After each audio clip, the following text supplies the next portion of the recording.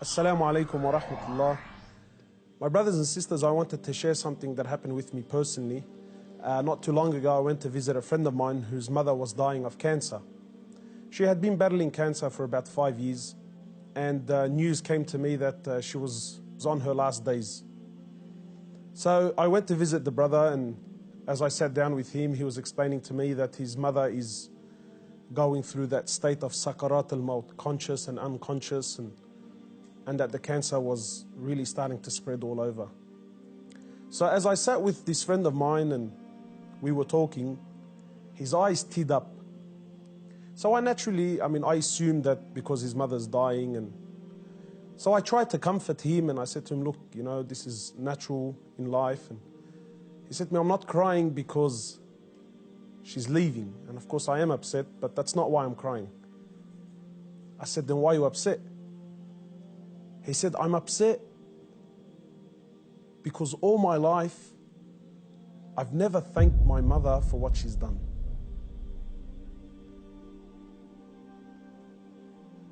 And honestly, I can't explain what happened to me when he said these words, He said, all my life, I've never once in my life said thank you to my mum. He said, and now that she's sitting in the next room and she's alive, but she's conscious and unconscious, and even if I spoke to her, she's not going to be able to understand or comprehend the words that I'm saying. And wallahi, my brothers and sisters, this really affected me. That all his life, all of our lives, for those of us who are fortunate enough that their mothers are still around, my mum has been there all my life, never failed me once, and never once have I ever come to her and just said thank you. And not one of those thank yous with some flowers, and that's a good thank you, but those really deep thank yous. That thank you that if she left me now, I've told her and I've thanked her from the depths of my heart. Wallahi, my brothers and sisters, I haven't been able to forget this. That when was the last time you thanked your mother? When was the last time you showed your mother genuine appreciation for everything that she's ever done?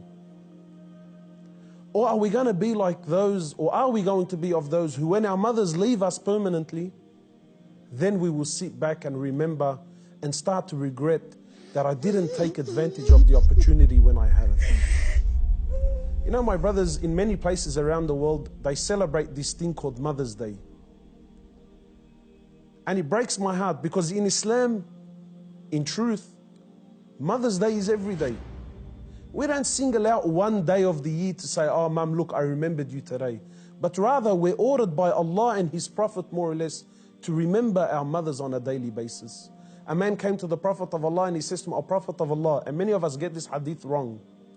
He says, O Prophet of Allah, who is most deserving of my kind treatment? He says to him, your mother. He says, then whom?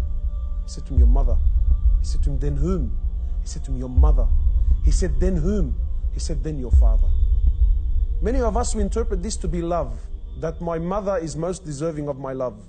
No, the person that is most deserving of your kind treatment, of your money, of your health, of everything that you possess, the person that is most deserving of this more than anyone, above all, is your mother, then your mother, then your mother, and then your father. My brothers and sisters, in short, many of us, we still have our mothers. Wallahi, do not be of the losers who wait until our mothers leave us permanently, only then to wish and to regret and say, I wish I can go back and thank my mother. If your mother is still around, run. By Allah, run to her and thank her for everything that she's done. We ask Allah subhanahu wa ta'ala to make us of those who have the best relationship with their mothers, and we ask Allah subhanahu wa ta'ala to give them Jannah.